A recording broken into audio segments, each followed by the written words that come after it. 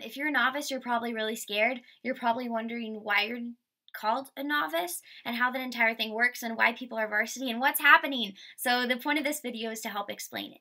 So basically in speech and debate, we have, in our league at least, which is our Sacramento area, the state's divided up into leagues, which are then 3 or 4 leagues make up an area. There are 4 areas for the whole state. That's like the statewide system. Our league, we have speech tournaments and debate tournaments, and they're separate. So maybe late September we'll have a debate tournament, early October we'll have a speech tournament, and then we'll have a late October debate tournament, and then a mid-November speech tournament, and then a December debate tournament, something like that. And those will kind of like break up the year, so maybe twice a month there will be a tournament, but it'll keep alternating speech and debate. And then there are also invitationals. Invitationals are different. When we're just inside our league, we have high school tournaments where we just go to one of the other high schools, or sometimes it's even at Davis High School, our school. I hope you go to Davis High School if you're watching this video. But we'll have that at our school, and then every weekend we'll maybe travel to like a different school, so Granite Bay or Mira Loma or Oak Ridge or something like that, and we'll go visit their school. We'll have a tournament there. Like I said, invitationals are bigger. They're usually at college campuses. If it's a big high school like James Logan High School, we have one there. Otherwise, the main ones that we usually do are like University of the Pacific, Santa Clara University, and that's generally how we do invitationals. So you're probably wondering, what do I even do at a tournament? So first I'm going to explain debate because it's boring. So in debate, usually at a league tournament, which is just kind of what I'm going to explain for now, at a league tournament there would be 4 rounds of debate. So say you're an LDer, you would do 4 different rounds of LD, each with, you would change between AF and neg, and you would change your opponent, usually from a different school, usually. And then Congress, you would have like 2 or 3 rounds, and then a super Congress with the people who made like Congress finals or whatever. Speech is way more fun because there's like 14 events, so it's super crazy. So basically what we do is we've divided it up into A panel and B panel. And what we do with that is we have like 5 or 6 different events in A panel. So the ones that immediately come to mind are HITI, duo, impromptu, expose, like that. And then in B panel we would have like DI, OPP, and OO is in A panel, and then you would have OA in B panel, like extemp, just different things like that. So we alternate so that you have better opportunity to do different events. So the rule in our league, as of the making of this video, is that you're allowed to enter 4 events. We do not recommend that you do that if you are not a varsity and you're not experienced. If you're a novice, it would probably be best for you to just do 1, maybe 2, and we recommend that they stay in different panels. However, if you're like me and you're crazy and you're going to do 4, you would have 2 in each panel, and that's the limit. So 2 A events, 2 B events.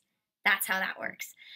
So generally you'll come to a tournament, and you'll come in the morning, we'll all meet at like Nugget or something, and we'll drive over together in carpools with some parents, and then they'll go off to the parent judging room, because parents are judges. They judge us at our league tournaments, so they have to get some training. So they're going to go to their parent judging room, and they're going to have a meeting, and they're going to learn what to look for and how to judge and all of that. And then we're going to go off to like a cafeteria or something and sit down for a while and wait till they're ready. Then eventually there's going to be some big hubbub because postings are posted. Postings are basically just a bunch of pieces of paper on the wall that say the event name, and then the room number, maybe the judge, probably not, and then a list of either codes or names of a bunch of people, because each person in an event is identified by a code. So for example, P504. P will be for the school, so each school will have a different letter at the beginning of their code, and then 504, say you're in dramatic interpretation, the 5 would be, all the DIs are going to have 5 as that first number, and then the second 2 numbers are just kind of like what number you are. It doesn't mean anything, it's just to identify you as a contestant. So 04 would be like you were the 4th person registered at that tournament or something like that. So everyone's going to have their own code. At the beginning of the day, Miss Widman is going to give you your code, or one of the captains will or something, and you're going to want to write it on your arm. I would not recommend that you write it on your hand because that can be kind of distracting when you're performing. You want to write it on your arm. so that your sleeve is covering it up and you can just reference it when you need it.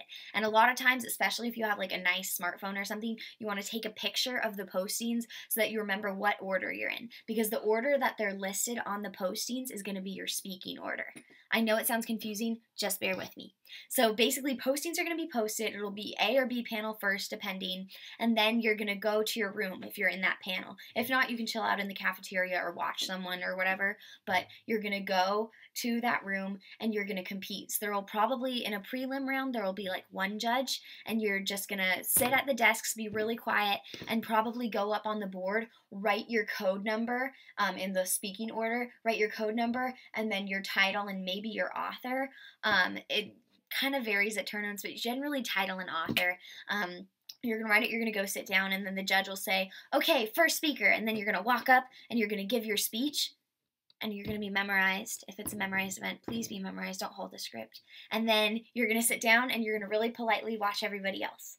Hopefully that's simple enough. Generally at league tournaments we have 2 prelim rounds, and then after that, so you're going to go twice. You're going to go twice. You're not going to leave. You're going to go twice. You're going to keep your suit on and go twice. Don't make the mistake of changing out. I've done that. It's a terrible idea. You're going to go twice. And then you're going to wait, and then they'll have finals posting. So they're going to add up all the scores for everyone, and they're going to assign the top like 7 people, and they're going to send them in a finals room, and then they're going to have finals. You can, if you're not in finals, then you can totally watch finals. It's a great way to learn. Good people, you'll learn a bunch of stuff. It'll be awesome. And yeah, so postings, that's how postings works, and then it'll alternate. There'll be like A panel finals and then B panel finals, and then after that we're going to have awards. So awards is when they call up the people who were in finals, and they have like all 7 of them stand up there, and then they're gonna read off the names. They'll say, first they'll start with 7th place. They'll say 7th place from Miraloma, Joe Smith, and then everyone claps once. We have a 1 clap rule. You clap once and then you stop, and they say from 6th place from Oak Ridge, Kendall Wilson, and then everyone claps once, and then it'll keep going like that until they go to first place. Usually people clap like a lot more for first place because it's first place or whatever, but they're gonna hand out trophies. So if you're a novice, this is like a first place trophy from novice. If you're a novice, you're gonna probably get a smaller trophy if you're up there. If you're, oh, this is from an invitational, sorry. If you are first place in varsity, you'll have one that's like a lot bigger like that, and they'll hand you that. If you were in finals, but you weren't top 3 to get a trophy, then you're going to have this little pin.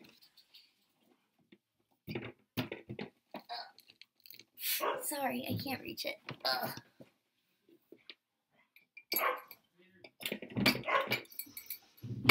Okay. Then you're going to have a pin. Okay. So it's going to be a little pin, and then you can wear it on your suit at the next tournament so people will know that you were in finals or whatever. I don't really understand the pin culture. Towards the end of the year, we have a state qualifier, which is just like a normal league tournament, except for usually we have semifinals. So there will be like kind of 2 rooms before finals, and they just like start weeding people out and then go to finals. If you go to finals, but you are not qualifying for state, like you're not one of the top 4 people or 5 people, you're going to get a medal like this. If you do qualify, you can get a plaque like this, and then that'll just mean that you made it to state. So that's basically how that works. That's tournaments, that's awards. Make sure to obey the 1 clap rule. Totally explode and like clap more for people from your team, but try and keep it within the like, woo! Just like 1 big clap like that, because we want to make sure that we can like get home and eat dinner and stuff, and they get mad if you clap too much anyway. It's kind of crazy. So again, parents are judges. Your parents are gonna need to judge.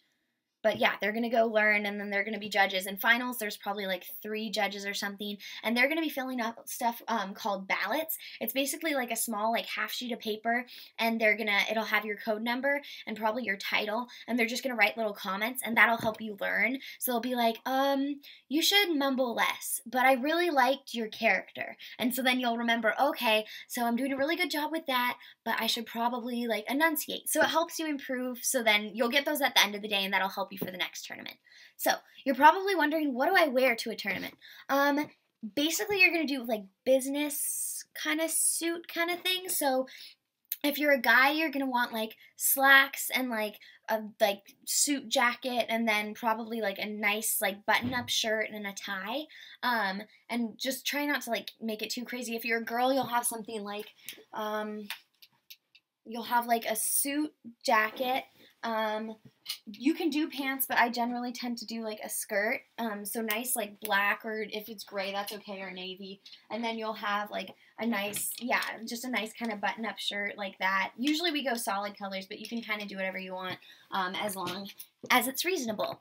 And then guys will wear like nice fancy shoes, kind of like black or brown or something like that. Girls go heels. I'm doing this to show you, generally don't have higher heels than this. I would say that's like 2 inches or something like that. Don't go higher than that. Keep it really simple. Make sure your toes are covered, but you want to keep it like decently short, especially if you're popping in it. But you just really, the ultimate goal is to be professional. Ladies, you're probably wondering about makeup. I only wear makeup at tournaments. However, it isn't a significant amount of makeup, and I think girls generally across forensics can tell you that. Forensics means speech and debate. Can tell you that you want to make sure, basically you don't want to stand out. So you want to maybe do like some foundation or cover up or whatever. Guys, you can tune out right now, it's fine. Some foundation or cover up or whatever, just to kind of make your skin all the same color. And for sure do mascara, like totally, like maybe just on like the top or whatever, make your eyes stand out, because your eyes like send a really important message in speech, especially. But don't go super crazy, like bright red lipstick, probably not. Like purple eyeshadow, probably just don't do it. And in general, we try and avoid jewelry because we want to have the focus be on our words, not on like what we're wearing. The goal is to not be distracting. Okay, guys, you can tune back in now. So for almost all of us, we're going to be at some point traveling to an invitational or something. So a lot of times what people like to get is a suit bag, kind of like that, and that'll just like hold your suit. You can like zip it up and the hangers will be in it. That will be really good.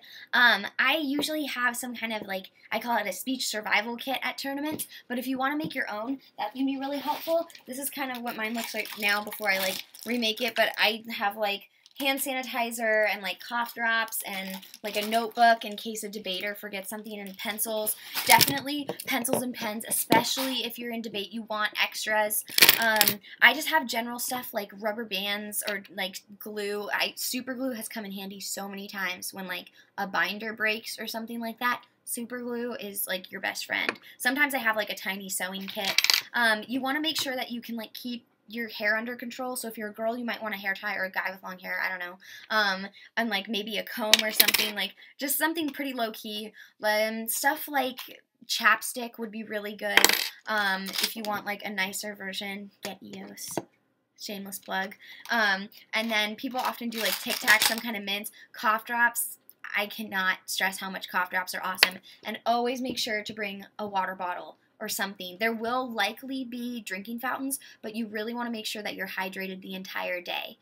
Beyond that, they sell food at tournaments, just kind of like snacky stuff, like maybe like a sandwich or like chips or candy or something like that, granola bars. You usually want to bring your own food too, but make sure you bring money. I don't have bills, so here's some coins. So yeah, bring money. Usually like $5 will probably be fine to cover you. Sometimes we go to In-N-Out after tournaments, so maybe keep that in mind. Generally, you want to have a watch. I would definitely recommend some kind of pen that can write on your skin, because you want to make sure that you can write down your code numbers. And lint rollers. Lint rollers are rad. That will help you a lot. So hopefully that helps explain tournaments. Mostly, definitely, yeah, that phone to take like pictures. Bring homework, bring books. There's going to be a lot of downtime, especially if you're not like double or triple or quadruple entered. That should help to have homework and books to just read. Okay, let me explain the difference between novice and varsity. So in our league, a novice is someone who has never competed before, or who has competed a couple times but never broke into finals. So it kind of depends on the school, like what your standard is, but usually if you've made it to finals or top 3 or something, like once or twice, you want to move to varsity. Everyone at state quals is varsity. So if you want to try and make it to state and you want to do state quals, you're automatically varsity. And the way that varsity works is all the interps are together. So HIDI, OI, duo, all of those are together. So once you're varsity in one interp event, you're varsity in all of them. And if you're in a duo with someone who's a varsity, then you're varsity in all interps too. And then the platform events or original events all go together. So OO, OA, XPOS, OPP, those are all grouped together. So if you make varsity and OPP, now you're varsity expos too. Sorry, bro. And the same goes for impromptu and extemp, which we call limited prep events. And it's a little different in debate, but you can just ask Miss Woodman or anyone basically on the team, and they should be able to let you know. So I hope that helps. Do not stress out. Your first tournament is going to be great. It's going to be awesome. Bring stuff to relax. Bring snacks. Just remember, this is going to be super fun. You're competing twice, and then there's finals. Don't change out of your suit. Don't be me at my first tournament. Okay, awesome.